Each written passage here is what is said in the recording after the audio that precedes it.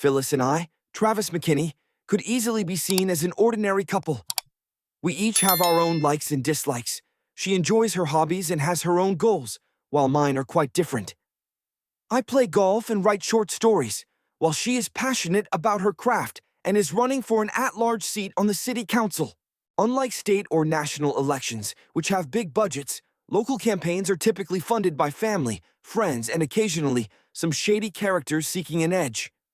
Phyllis is younger than the seasoned politicians who are known to take bribes. As with most couples, we don't always agree, and we certainly have different preferences, dislikes, and annoyances. For instance, when I was 11 and playing Little League Baseball, I was bitten by a stray dog, and to this day, hearing a dog growl makes the hair on the back of my neck stand up, so I can't stand dogs. Phyllis, on the other hand, loves them. Spiders and snakes don't bother me, but wasps do. Phyllis, however, can't stand spiders, snakes, or anything that scurries across the floor. If a mouse or cockroach crosses her path, she acts like it's the end of the world and expects me to handle it, though the details of what I'm supposed to do are never clear. We both adore cats, though we don't have one due to our busy travel schedules for work, making it hard to care for one. Perhaps in the future, when our work-related travel slows down, we'll consider it, but not until after this election is over. I work in accounting forensics, which means following the money. My files contain details about some of life's worst criminals who steal from those least able to afford it. Phyllis works in PR for County General Hospital, where she has managed their community outreach program.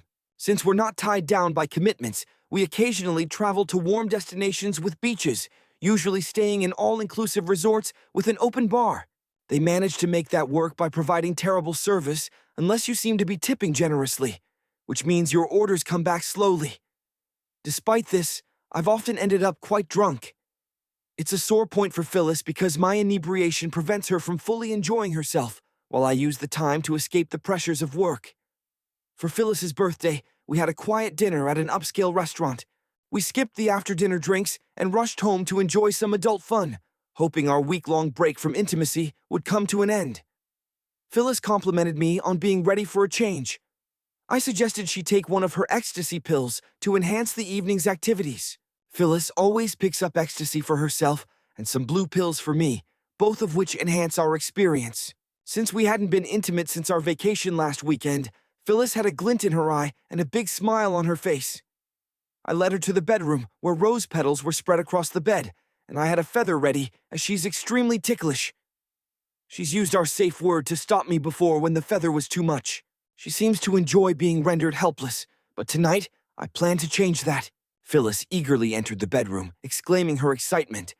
"Oh, goody! Looks like I'm in for a treat tonight." I told her to do whatever she needed to in the bathroom, take the pill, and I'd be right back. She skipped off, and I headed to the garage to fetch my bag of surprises. When I returned, Phyllis was on the bed, naked except for a smile. I told her to turn over, and she did so with a giggle. I secured her hands to the side bedposts, something I hadn't done before since I usually fasten them to the headboard. Tonight, her arms and legs would be fully extended. I then moved to her ankles, securing them one by one. Phyllis teased me, asking what the plan was for tonight. Once I secured her restraints, I reached for the gag, and as I slipped it over her head, she began to squirm. "Travis, what are you doing?" she protested. I calmly replied, "Your safe word tonight is overnight sensation." Her body tensed as her eyes widened in panic. To rewind a bit, last weekend, Phyllis and I took a 4-day, 3-night trip to Aruba. We arrived Thursday afternoon, and I overindulged in alcohol, passing out right after dinner. The next day, I was knocked out even before dinner. By Saturday morning, I had sworn off drinking, but I'd upset Phyllis, who was clearly frustrated with me. To make matters worse, she left for the beach alone without saying goodbye. I quickly got ready and headed out. As I was leaving, I saw Phyllis in the elevator with a guy she'd been flirting with on the first night. He gave her a kiss on the cheek and handed her an envelope. I opted to walk down the stairs instead of waiting for the elevator. As I reached the trash can near the beach exit, I found a crumpled note Phyllis had thrown away. It read, "Phyllis, you've been an absolute overnight sensation these last 2 nights. The love was mind-blowing. Too bad he's not drinking today, or we could have spiked his drink again. I'll wait to see you in Sacramento. Until then, Vince. The note also had Vince's phone number. I sat down on a bench, stunned by the betrayal, before heading to the front desk. The assistant manager helped me review the security footage, confirming my suspicions. He warned me that the police wouldn't investigate since nothing bad ever happens at the resort. The footage showed Phyllis and me at a large table with about 10 people. I was drinking heavily and giving more attention to one of the women at the table. Phyllis was not pleased, so she started paying attention to Vince. Later that night, Phyllis handed me her drink, which Vince drank instead, and soon after, she and Vince were helping me back to our room. The next day, they repeated the process. After returning from our trip, I began planning my revenge. Sitting at the airport, I had plenty of time to think through my next move. I was determined to make Phyllis pay for what she had done. Now, back to the present night. I don't mind if an ex-wife has an affair, but Phyllis wasn't my ex-wife yet. If she wanted to cheat, she should have at least waited until we were divorced. After tonight, I was sure she would be filing for divorce. I placed a ball gag in her mouth, and there were no more understandable words from Phyllis. Just tears and muffled sounds. I reached into my bag and retrieved the lube, intending to try something different. Phyllis began to panic as I applied the lube, but her movements only made the situation more exciting for me. I could tell she wasn't enjoying it, but I wasn't moved by her distress. Then, for her birthday, I introduced a new surprise. I showed her a jar filled with bugs, telling her that I planned to use them to clean up the mess on her back. She wasn't amused, and I pretended to use the bugs to make her squirm. As I kept stuffing the bugs onto her, I applied itching powder mixed with gel. Eventually, I pulled out an empty jar, signaling that the fun was over for now. To make sure Phyllis had an unforgettable experience, I then grabbed a feather and teased her feet and underarms for a few minutes. I even considered filming it. Phyllis did her best to endure, but the ordeal was clearly taking a toll. After releasing her from the restraints, I stepped out briefly to grab a beer. I also took the jar of bugs outside and released them. Despite washing my hands, I still felt the effects of the itching powder. After half an hour, I could tell Phyllis was near the edge, so I started the next phase of my plan. I carefully removed the restraints and set the stage for the final part of my revenge. Phyllis tore the gag off her mouth from the bed as she began poking at her back with her other hand. "You're such an idiot! I swear you'll pay for this!" she screamed, swinging the ball gag toward me. For about a minute, I let her scratch, kick, bite, and flail on me. I deflected her attempts to harm my groin, while her itchy back demanded some attention, so she stopped to scratch at it with both hands, trying to rid herself of imaginary bugs. I wrapped my arms around her and started heading to the front door. She kicked my shins and dug her nails into me. Though I could have easily hurt her by slamming her onto the cement, I wanted to appear like the innocent one, so I pushed her away and jumped back inside, locking the door, leaving Phyllis outside with the bugs and mosquitoes, completely naked, ranting and shouting loudly. The entire scene was caught on my phone, including her threats of death. It was time to call for help. 911. What's your emergency? My wife took some kind of pill, and now she's threatening to kill me. I'm bleeding a little, but I managed to push her out of the house. She's saying crazy things about bugs and babies, and blaming me for it. Please send paramedics. She's completely lost it. After confirming my address, I was informed that both officers and paramedics were on their way. I glanced out the window and saw Phyllis scooting along the grass, almost like a dog with an itchy backside. She was still yelling profanities and making it clear I was going to die. She had now started scratching her arms and legs as well. A few of our neighbors were watching the spectacle. The flashing red and blue lights from the emergency vehicles reflected off the nearby homes, drawing the attention of the deaf neighbors. Everyone got an eyeful of Phyllis in all her unadorned glory. When she wouldn't stay still, as ordered by the officers, they tasered her. Once immobilized, they slapped handcuffs on her, which of course stopped Phyllis from scratching herself.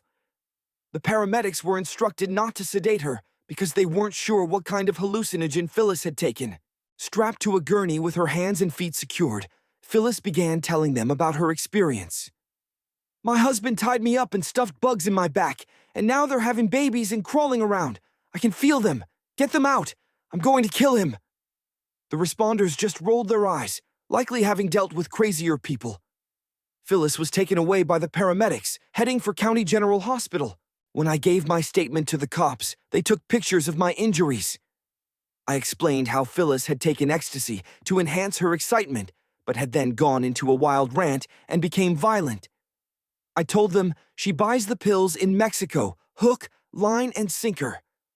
After the officers left me to tend to my wounds, they told me they had to arrest her for domestic violence, though my consent didn't matter. Woohoo, an added bonus. They also charged her with resisting arrest, drug possession, and smuggling it into the county, 2 felony charges I hadn't known about until now. I had no idea she'd been breaking the law for years. After bandaging myself up more than necessary, I headed to County General to play the role of the concerned husband. My hand was still itching as I disposed of a mason jar, some beads, and itching powder in the hospital trash bin.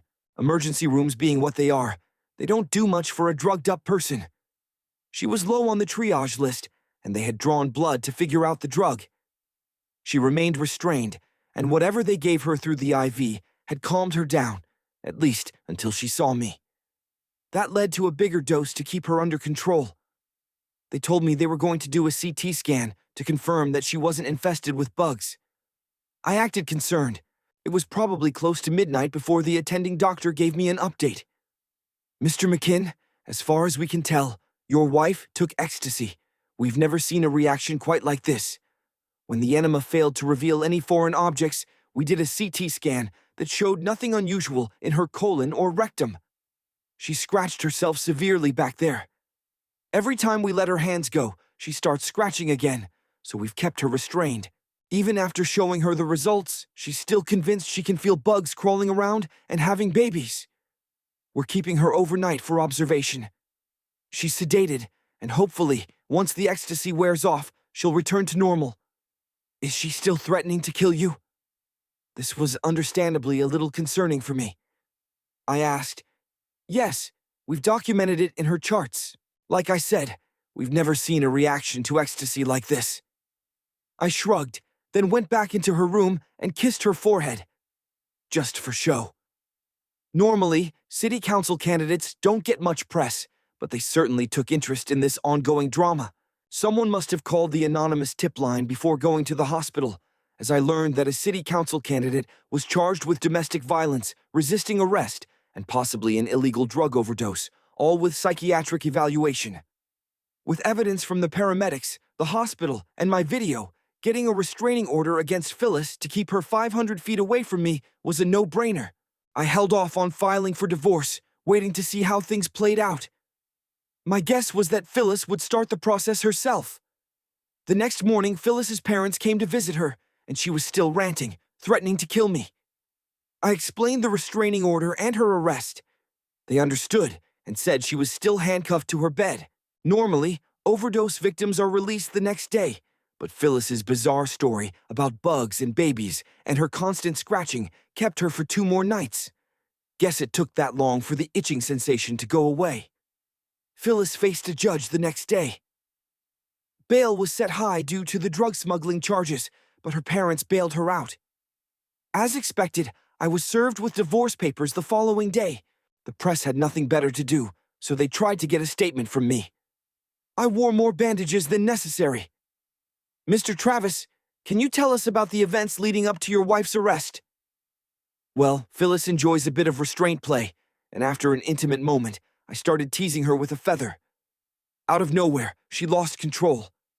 The moment I freed her, she lashed out, biting and hitting me. I even asked the authorities not to press charges for domestic violence, but I guess that decision wasn't up to me. No further comments. The press loved the dirty laundry. Phyllis came with the sheriff to collect her things. My lawyer allowed her to take only her clothes, as everything else was part of a divorce asset split. I could tell Phyllis wanted to say awful things to me, but with the sheriff watching her, all she could do was glare at me. I pretended to scratch my backside, which almost set her off. Phyllis lost the election as the press hounded her about her personal life and mental breakdown. I'm sure she's got people circling her again.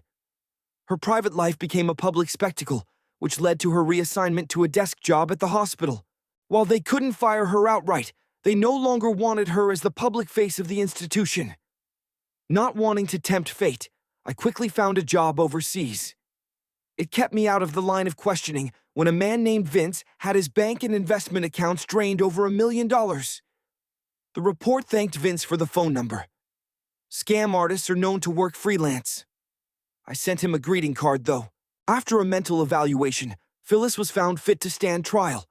She pled no contest to the domestic violence charge, and the resisting arrest charge was dropped. She plea bargained the drug smuggling charges down, but she was now a convicted felon. Not knowing she was breaking the law played a part in the deal. She got 60 days behind bars and had to do a lot of community service. During our mandatory divorce meeting, the only thing Phyllis asked was, "Someday, you'll have to tell me how you did it." "Really? You aren't sorry for ruining our marriage?" "I'm just glad to be rid of you," I told her. "You're a disgrace." "Tell me about the bugs," she replied. "There were no bugs. All I did was tickle you." "You'll have to explain why you did it. Why not just divorce me instead of ruining our vows?" she pleaded. "There were bugs," she insisted. "Just tell me, please," she begged. And that's how our marriage ended. I don't plan to return to the States. If you'd seen the look in her eyes, you'd agree with me. I think she's got a bug up her back. I'm dating again, but not looking for anything long-term. Commitments seem to come with bugs that need to be worked out. All right, I'll stop with the bug references. I do wonder if Phyllis still thinks bugs are hatching when her back itches. That's the end of today's story. Was it what you expected, or did it take a turn you didn't see coming? Let me know your thoughts in the comments, and let's chat. If this story kept you hooked, make sure to hit the like button. And if you're new here, or haven't subscribed yet, now's the perfect time to join our community. I bring fresh, captivating stories every day, so hit that subscribe button and turn on notifications so you never miss out. Thanks for watching, and I'll see you in the next one.